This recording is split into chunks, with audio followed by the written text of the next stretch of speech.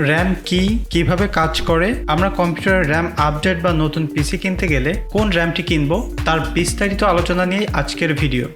RAM কম্পিউটারের খুবই গুরুত্বপূর্ণ একটি কম্পোনেন্ট।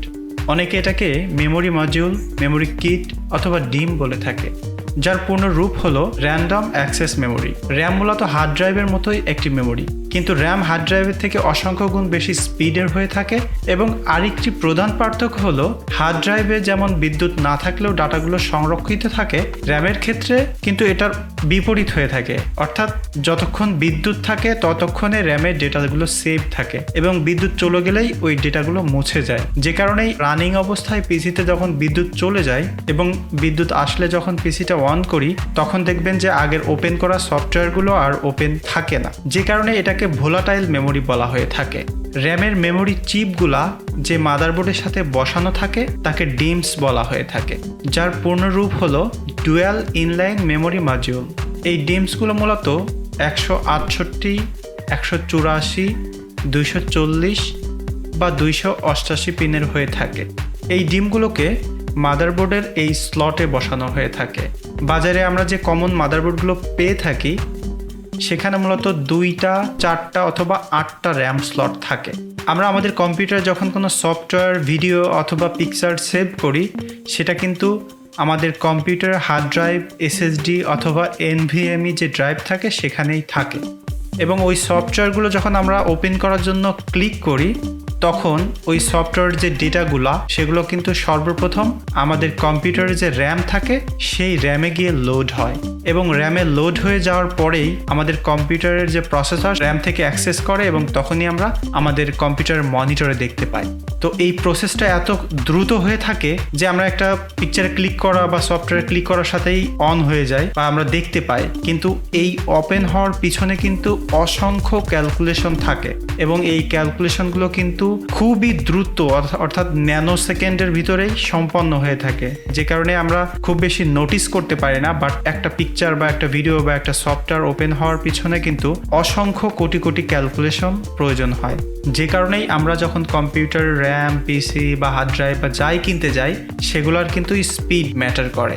যে কারণেই আমাদের কম্পিউটারের যদি র্যাম কম থাকে এবং আমরা কোনো সফটওয়্যার বা ভিডিও দেখতে চাই সেটা যদি র্যামের সাইজের থেকেও বেশি হয়ে থাকে তখন কিন্তু ওই র্যাম ওই ডাটাগুলোকে ইনস্ট্যান্ট আমাদের প্রসেসরে সাপ্লাই দিতে পারে না। তখন যেটা করতে হয় যে ওই র্যামকে কিন্তু কনস্ট্যান্টলি আমাদের হার্ড ড্রাইভে গিয়ে ওইগুলো আবার নতুন করে লোড করতে হয় সিপিইউকে দেওয়ার জন্য।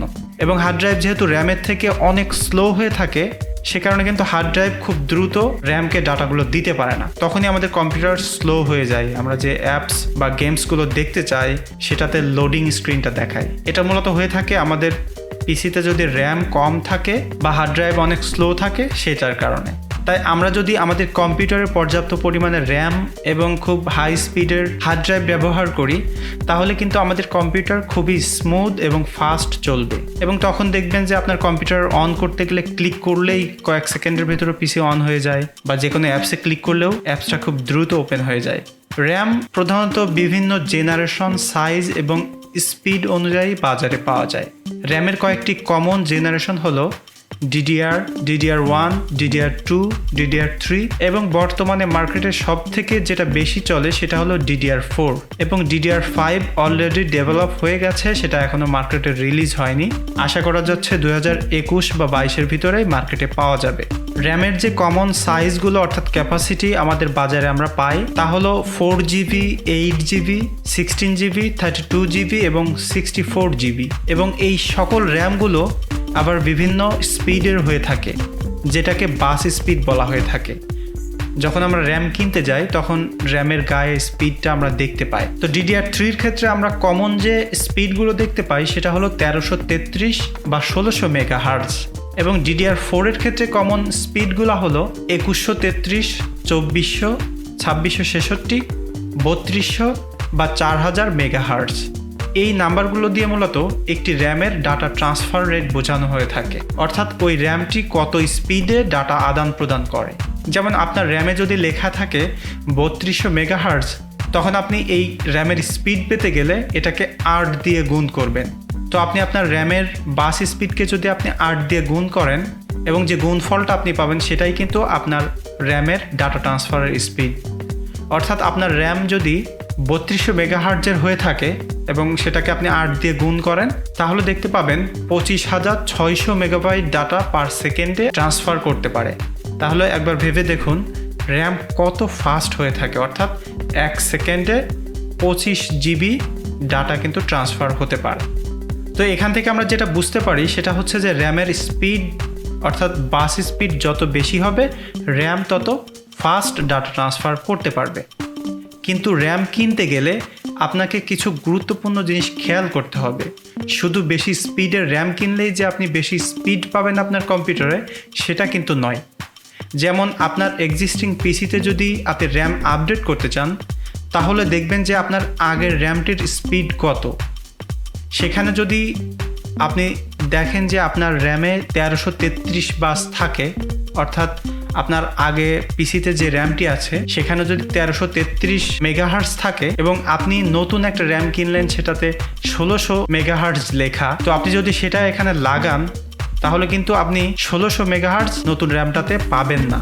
আপনি অটোমেটিক্যালি 1333 মেগাহার্টজের স্পিডটা পাবেন। কারণ র্যাম যখন আমরা ডুয়াল চ্যানেল করে চালাতে যাই, অর্থাৎ একটা র্যাম আছে আর একটা র্যাম আপনি লাগালেন, তো ডুয়াল চ্যানেল লাগালে আমাদের মাদারবোর্ড কিন্তু কনফিউজ হয়ে যায় যে দুইটা বাস স্পিডের থাকলে, যেমন একটা 1600 একটা 1333। তো তখন মাদারবোর্ড কি করে, সর্বনিম্ন যে বাস স্পিডটা আছে সেই বাস স্পিড দিয়েই দুটো র্যামকে পরিচালনা করে। অর্থাৎ আপনার পিসিতে যদি আপনি ডিফারেন্ট বাস স্পিডের র্যাম লাগান তাহলে আপনার দুইটা র্যামই সাপোর্ট করবে, কিন্তু সব থেকে যে কম বাস স্পিড থাকবে সেই বাস স্পিডে চলবে। তাই আপনি যখন পিসিতে র্যাম আপগ্রেড করতে যাবেন তখন আপনি ডেফিনেটলি দেখে নেবেন যে আপনার আগের র্যামের বাস স্পিড কত। এখন নতুন পিসি কিনতে গেলে আপনি কি করবেন? আপনি কি বেশি স্পিডের র্যাম কিনলেই বেশি স্পিড পাবেন? অবশ্যই না। আপনি যখন নতুন পিসি বিল্ড করবেন তখন আপনাকে খুব গুরুত্ব সহকারে দুটি জিনিস খেয়াল রাখতে হবে। একটি হলো আপনি যে মাদারবোর্ডটি কিনতেছেন, অন্যটি হলো আপনার কম্পিউটারের যে প্রসেসরটি আপনি নিচ্ছেন। যেমন আপনার নতুন মাদারবোর্ডে যদি 3200 মেগাহার্টজের র্যাম সাপোর্ট করে এবং আপনি 4000 মেগাহার্টজের একটা র্যাম কিনলেন, কিন্তু আপনার প্রসেসরে সাপোর্ট করে মাত্র 2400 মেগাহার্টজ, তখন কিন্তু আপনার ওই র্যাম চলবে 2400 মেগাহার্টজে।